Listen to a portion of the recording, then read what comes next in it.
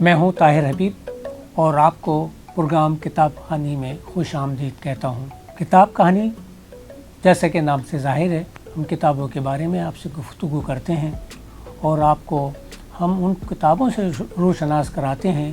جو زندہ کتابیں ہیں، جو کتابیں بولتی ہیں اور جن کا اردو ادب میں ایک نمایاں نام ہے۔ ہو سکتا ہے بہت سو نے ان کتابوں کو نہ پڑھا ہو، تو اسی جذبے کے تحت ہم آپ کے سامنے ان کتابوں کا تعارف پیش کرتے ہیں، تاکہ اگر آپ نے ان کتابوں کو نہیں پڑھا ہے تو آپ ان کتابوں کو پڑھیے اور اپنی معلومات اور اپنے مطالعے میں اضافہ کیجیے۔ آج جو میں کتاب لے کر حاضر ہوا ہوں اس کا نام ہے اردو افسانے میں خیر و شر کا تصور، قیام پاکستان کے بعد، اور اس کی مصنفہ ہیں ڈاکٹر راحلہ بشیر۔ میں عرض کر دوں، یہ کتاب دراصل پی ایچ ڈی کا تحقیقی مقالہ ہے جو کتابی صورت میں 2015 میں فیصل آباد سے شائع ہوا تھا۔ ڈاکٹر راحلہ بشیر کا تعلق درس و تدریس سے ہے۔ جس زمانے میں انہوں نے یہ پی ایچ ڈی کا مقالہ مکمل کیا، اس وقت وہ پنجاب یونیورسٹی کی طالبہ تھیں، جس کے بعد انہوں نے کھاریاں کینٹ کالج میں درس و تدریس کا آغاز کیا اور آج کل وہ راولپنڈی کے ایک مقامی کالج میں درس و تدریس کے فرائض انجام دے رہی ہیں۔ ان کی یہ تصنیف اردو ادب میں ایک اہم حیثیت رکھتی ہے۔ اگرچہ ڈاکٹر راحلہ بشیر کا نام اردو ادب کے لیے نیا ہے اور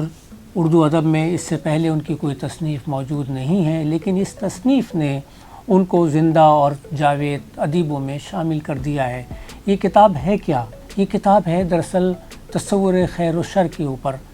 انہوں نے اپنے پہلے باب میں تصور خیر و شر کو ڈسکرائب کیا ہے، اس کو انہوں نے مختلف مذاہب، فلسفہ اور اخلاق کی روشنی میں بیان کیا ہے۔ کتاب کے شروع کے 80 سے زائد صفحات میں انہوں نے خیر اور شر کے تصور سے مختلف حوالوں سے اپنی بات کو آگے بڑھایا ہے، لیکن جو بات اس کتاب کو دوسری کتابوں سے نمایاں کرتی ہے وہ یہ ہے کہ انہوں نے تصور خیر و شر کو قیام پاکستان کے موضوع پر لکھے جانے والے متعدد افسانوں کے ذریعے انہوں نے یہ بتایا کہ انسان میں خیر و شر کس کس موقعوں پر پایا جاتا ہے۔ جیسا کہ ہم جانتے ہیں کہ انسانی فطرت میں ازل ہی سے خیر و شر موجود رہتا ہے، کہیں اس کو ہم نیکی کہتے ہیں تو کہیں اس کو بدی کہتے ہیں۔ قدیم یونان کے فلسفیوں نے اس بارے میں بہت کچھ لکھا ہے۔ ان کا کہنا یہ تھا کہ خیر وہ ہے جس کو آپ کوئی کام کرنے کے بعد مسرت و خوشی حاصل کرتے ہیں تو یہ خیر ہے، اور کسی کام کے بعد آپ کو پچھتاوا، افسوس یا تعصف ہوتا ہے تو یہ بدی ہے یا شر ہے۔ ڈاکٹر راحلہ بشیر کا اصل کارنامہ یہ ہے کہ انہوں نے اردو میں لکھے جانے والے ان گنت افسانوں کا تفصیلی اور تحقیقی جائزہ لیا ہے، اور اس میں خیر اور شر کا تصور کس طرح ڈیولپ ہوتا ہے اور کے ذریعے انہوں نے یہ ثابت کرنے کی کوشش کی ہے کہ انسان میں خیر اور شر کا تصور کس طرح ڈیولپ ہوتا ہے اور کن کن موقعوں پر یہ بدی اور نیکی سامنے آتی ہے۔ اس میں انہوں نے جن ادیبوں کے افسانوں کو اپنے تحقیق کا موضوع بنایا ہے، ان میں قدرت اللہ شہاب، احمد ندیم قاسمی، ختیجہ مستور، سعادت حسن منٹو، اے حمید، ابوالفضل صدیقی، مسعود اشر اور اس قسم کے بے شمار ادیبوں کے افسانے شامل ہیں جو ان کے افسانی مجموعوں میں شامل ہیں یا وہ مفرد طور پر شائع ہوئے ہیں۔ ان افسانوں کا سب سے خطرناک، سب سے دردناک پہلو یہ ہے کہ اس میں انسانیت اپنے بلکتی سسکتی نظر آتی ہے۔ قیام پاکستان کے موقع پہ ہونے والے فسادات کوئی معمولی فسادات نہیں تھے۔ انہوں نے 20 لاکھ انسانوں کو متاثر کیا، لاکھوں افراد اپنا گھر بار چھوڑ کر ایک ملک سے دوسرے ملک میں منتقل ہوئے، اپنی جائیدادیں چھوڑیں، اپنے پرکھوں کی قبریں چھوڑیں، جمع کاروبار اور روزگار کو چھوڑا،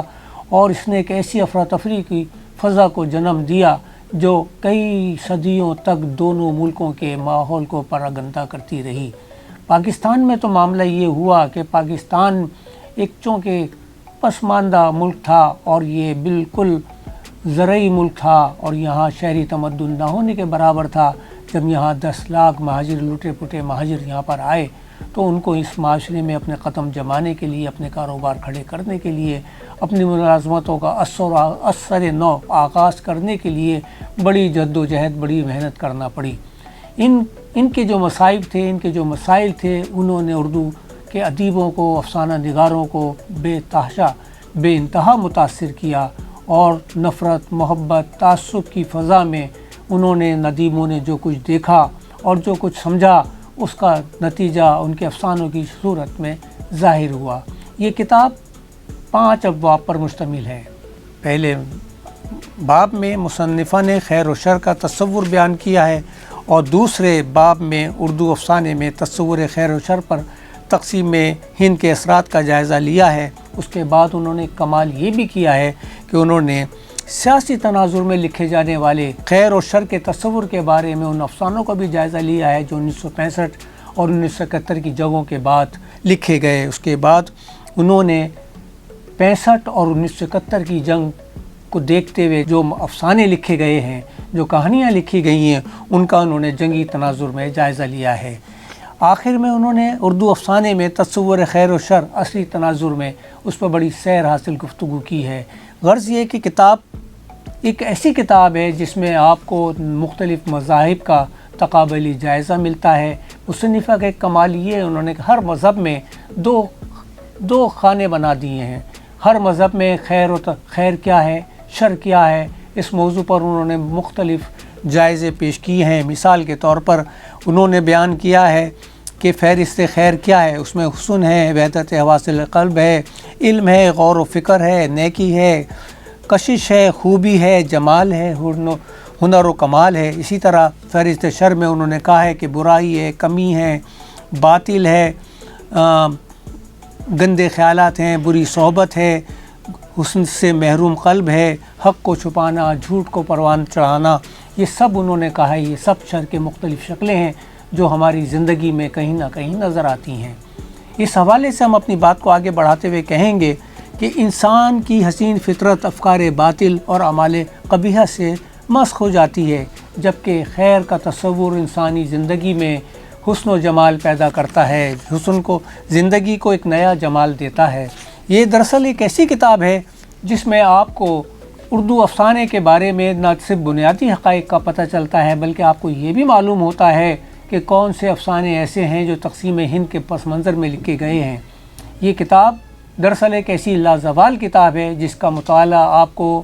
اردو ادب کی نئی جہتوں سے متعارف کرائے گا۔ نہ صرف اردو جہتوں سے متعارف کرائے گا، بلکہ آپ کو قیام پاکستان کے موقع پہ ہونے والی جو روح فرسا واقعات ہیں، حالات ہیں، ان کے بارے میں بھی آپ کو بتائے گا، جس کو نئی نسل اب بھولتی چلی جا رہی ہے۔ ہم میں سے بہت سے نہیں جانتے کہ 75 سال پہلے جب پاکستان عمل میں آیا، قیام پذیر ہوا، اس وقت اس ملک کی فضا کیا تھی، یہاں کیا ہو رہا تھا، کیا صورتحال تھی، لوگ کس طرح سوچ رہے تھے، کس طرح انہوں نے ایک نئی سرزمین پر، نئے ماحول میں، نئی معاشرت میں اپنے قدم جمائے اور ایک ملک کو اپنے پاؤں پہ کھڑا کیا اور اس کو